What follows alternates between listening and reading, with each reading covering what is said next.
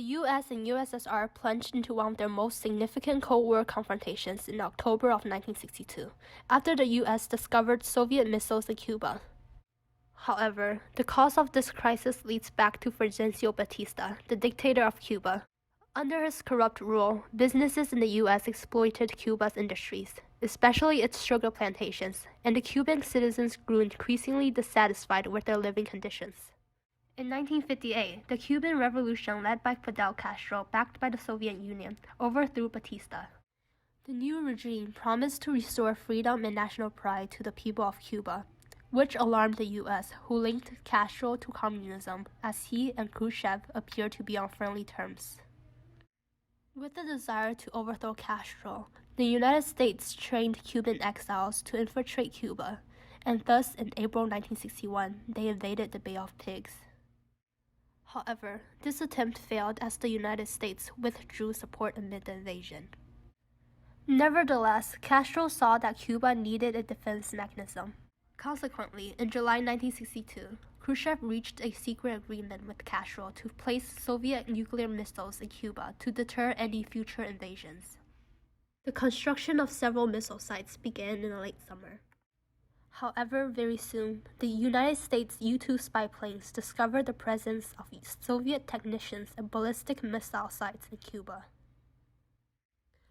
After considering the alternatives of an immediate U.S. invasion of Cuba, a blockade of the island, or further diplomatic maneuvers, President JFK decided to place a naval quarantine on Cuba to prevent further Soviet shipments of missiles.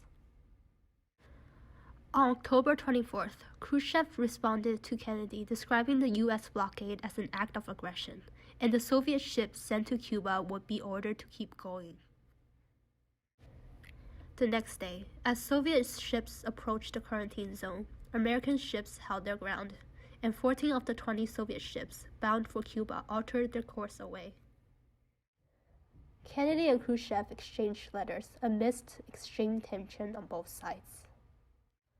On October 28th, Khrushchev capitulated, informing Kennedy that they will remove the missiles based in Cuba.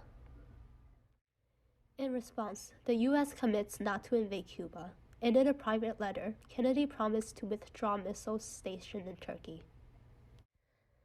In the following weeks, both superpowers began fulfilling their promises, and the crisis was over by late November. The Cuban Missile Crisis had immediate and lasting effects. Having realized the difference between the military strength of the Soviet Union and the United States during the crisis, the Soviet Union began to focus more on the development of ICBMs and their navy in hopes of catching up with the United States. The relationship between the United States and the Soviet Union seemingly improved with the development of the hotline, which set up quick communications between the two superpowers in hopes of faster resolutions of any future crisis. After coming extremely close to a full-out nuclear war, the two superpowers started to prioritize controlling the development of nuclear weapons and nuclear weapon testing. Subsequently, the Limited Nuclear Test Ban Treaty was signed, which contained the nuclear test to underground sites as long as no radioactive debris fell outside the boundaries of the nation conducting the test. This treaty attempted to move towards complete disarmament, putting an end to the armament race and an end to the contamination of the environment by radioactive substances. Although the United States and Soviet relations improved, the split between the Soviet Union and China became more prominent. Mao criticized Khrushchev's decisions as he believed Khrushchev's decisions for negotiation made the Soviet Union seem weak.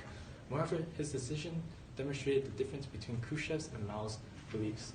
While Khrushchev aimed to end the conflict even if the conditions were not entirely in their favor, Mao believed that peaceful coexistence between the Eastern and Western bloc could not exist. Although the tensions existed between the Soviet Union and China after the Korean War, the Cuban Missile Crisis only added to this divide. Because China supported Cuba alongside the Soviets, however, it did not have the military resources to be able to support Castro's regime effectively. Therefore, Mao hoped that the Soviets would continue their support for Cuba. Subsequently, due to the conclusion of the Cuban Missile Crisis, China no longer aligned itself with the Soviet Union. As a result, China saw that the Soviet Union was a bigger threat than the United States due to its geographical proximity, even though China bolstered anti-imperialism views and the United States swore to stand against each other. In the larger context, power imbalance between the United States and the Soviet Union became more prominent as China especially in the 1970s, gave support to the United States and eventually led to the collapse of the Soviet Empire. On the other hand, Kennedy received prestige for his decisions as he was able to prevent a nuclear war with the Soviet Union. This result is significant as Kennedy did not reveal the removal of United States missiles in Turkey, giving the impression that the United States still had a staunch approach at stopping the Soviet Union if necessary. Meanwhile, in Cuba, Castro determined that the Soviet Union would no longer be of help against the United States and began to take matters into his own hands. He actively supported revolutionary movements in the Third World and sent trained doctors, similar to those of the Black Panthers in the United States, to help with these movements.